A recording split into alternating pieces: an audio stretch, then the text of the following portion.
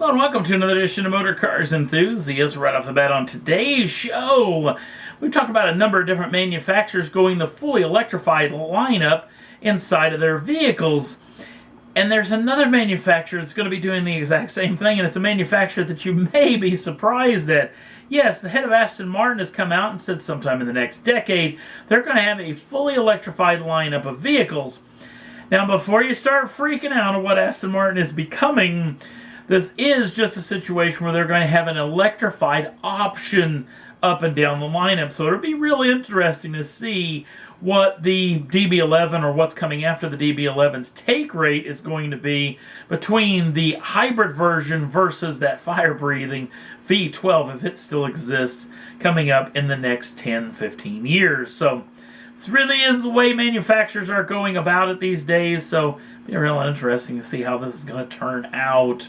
Sticking with the electrified world, let's talk about BMW's brand new i3. Now, this vehicle's never sold exceptionally well around the world. In fact, the whole i lineup inside of BMW hasn't sold very well.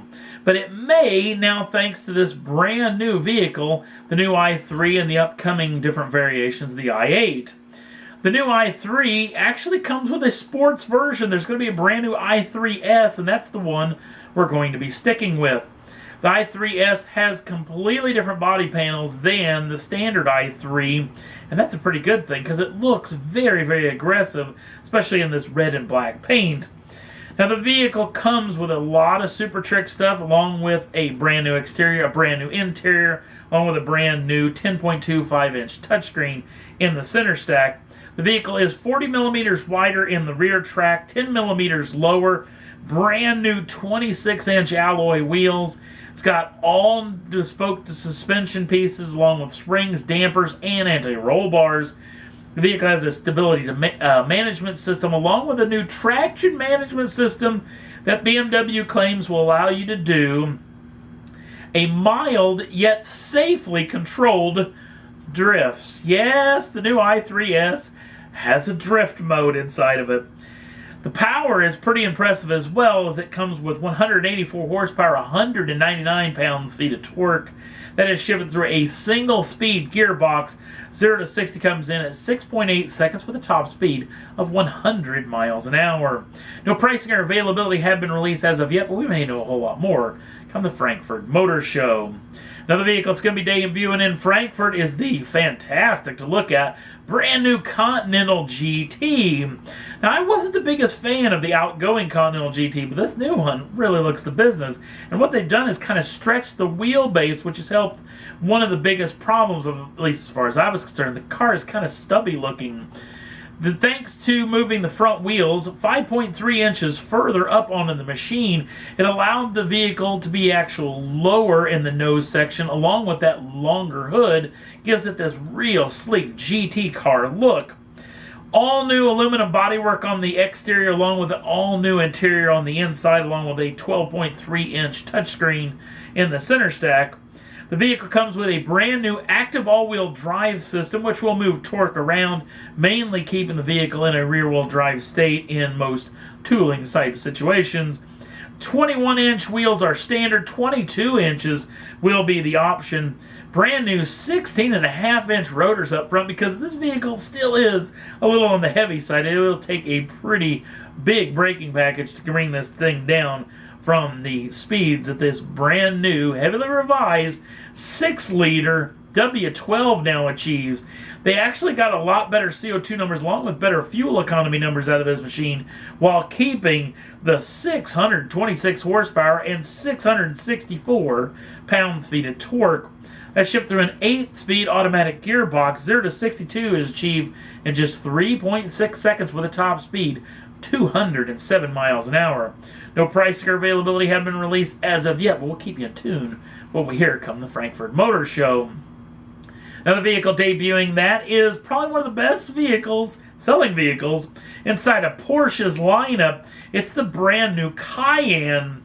Now, this thing doesn't look it, but it is all new front to back, including a brand new interior package with a brand new 12.3-inch high-definition touchscreen, along with an all-new aluminum body that's actually longer, lower, and wider, even though this vehicle does stay within the same wheelbase of the outgoing vehicle.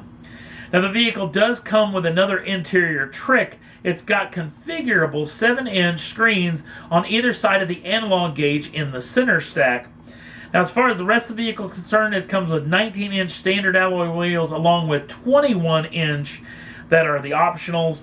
The standard Cayenne comes with a 3-liter turbocharged V6, making 340 horsepower, 331 pounds-feet of torque. That is shipped through an 8-speed automatic gearbox. 0 to 62 is achieved in just 5.9 seconds. That's the Sport Chronos version, and with a top speed of 152 miles an hour. Now, if you go with the Cayenne S, which will be available at launch as well, that comes with a lot of new features, along with a brand new 4-wheel steering system, an adaptive damper, which is optional on the standard version, along with an active air suspension control along all 4 corners. That is too available in the optional vehicle as well. This vehicle comes with the 2.9-liter twin turbocharged V6, making 440 horsepower and 405 pounds-feet of torque. That again is shipped through the same 8-speed automatic gearbox. 0 to 62 is achieved at 4.9 seconds with a top speed of 164 miles an hour. That again is with the Sport Chronos package. No pricing has been released as of yet, but this vehicle will be available in Europe in April of 2018 if you want to get your grubby little mitts on one. And last up on the list, here's another interesting little story coming from the folks over at Audi. Audi is mulling over building a hypercar. Because look at the hypercar landscape as of now. There are tons of them all over. EVs and fire-breathing petrol versions all over the place from the folks like Koenigsegg and Ferrari, McLaren and Porsche. Mercedes-Benz is jumping in on the action, even Aston Martin. This was an interesting little piece of info I thought was pretty entertaining for the folks over at topspeed.com. They brought up at a heck of a point. Think of all those bespoke hypercars that all these manufacturers are building as we speak.